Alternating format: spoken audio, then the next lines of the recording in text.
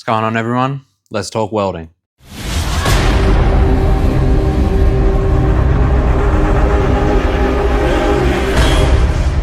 What's going on, guys? Dylan from Bain Racing. I want to talk about some welding drills that I've done for quite a long time and I figured could help you guys as well. So this is more for semi-beginner, leveling up past, standard flat plate welding. From what I know, everyone that I know, and I started on flat plate welding, this is pretty much where we all start, learning puddle control, and eventually, you get your rhythm and you tend to get a little bit bored. I know I did. And then I figured out something that needed a few more variables in it. And that's when I made this.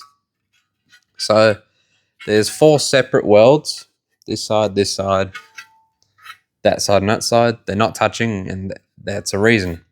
So the reason why I have all this weird shape is to create variables and make me use my hand and not just sitting it on the bench, and actually learn how to control the puddle and read the puddle in different scenarios. It's easy to sit and weld on plate, and most people will go left to right or right to left, either way, and that's fun. But in this instance, we're starting from the top on this side, flipping around the top on this side, and then running towards ourselves. So this is to get you comfortable welding towards yourself, because you're not always going to be able to go left to right like you do on a plate. So the reason why it's like this is because when I start, I'm going to be welding the first one with the torch pointed to the ground, like that. All I use is my thumb to control and my pointing finger. And the reason why it's like that is because if I just let my hand run up the part, well, I'm going to run away from the part that I'm trying to weld. I'm going to run away from the puddle, and that's not very good, because then no one's going to be welding, that's for sure. So not only am I learning to weld towards myself and read the weld from a different angle, I'm also having to control slightly turning my wrist and keeping the angle of the torch as well, not opening the angle out as I go. I'm not turning my torch out or turning it in. And also, this is a great lesson for torch angle, like I was just saying. If I start to roll in to face myself and I'm facing the torch more to me, well, I won't even get the rod near that puddle. You'll see that it'll just ball up on the end and fall everywhere. You're shooting the heat into the rod before I can even get it close enough to form a puddle, form a dime, and connect the 2 pieces of metal. So if that starts to happen, turn the torch away from you. Put the heat more into the material than your hands. And then once you've run that one, you can run the other side. And now we have the opposite. As I run, I have to pick my torch up now. So I'm again making the little adjustment, picking the torch up, but not turning it to myself or turning it away. And at the same time, I'm losing material on all 4 corners.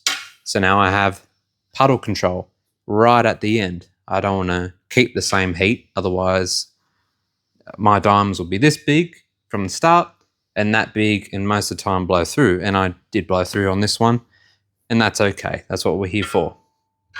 And then once you're done your 2 tops, well, now it's time to work toward yourself. In a more common is, pulling toward yourself that way. So not talking about that now. We're running along the floor, how a lot of people will be welding.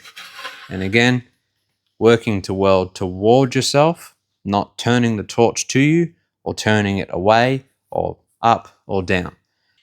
In talking about torch angle, in my opinion, I feel that the plate, flat plate, you can sort of miss that.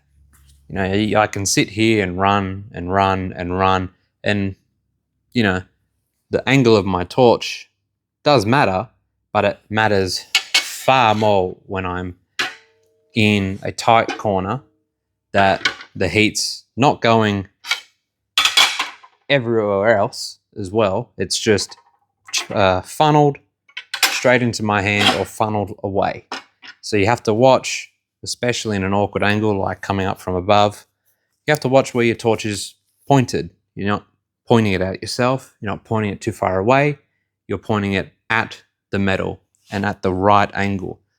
And so, yeah, I think that anyone who wants to step up their welding, definitely try and have a crack at this. And plus, to create a tapered piece, it also, you can work on your fabrication skills. Get a tapered piece, make it work, make it, you know, add some style, double edge, or single edge, however you want to do it, however long you want to do it, however much height you want to leave yourself at each end. It's totally up to you. But yeah, I hope this video has helped, given anyone some ideas or stuff like that. But if you guys have any questions, please let me know in the comments. If you want to see other tips or have anything else you want to see, let us know. But anyway, guys, have a good one. I'll see you on the next one.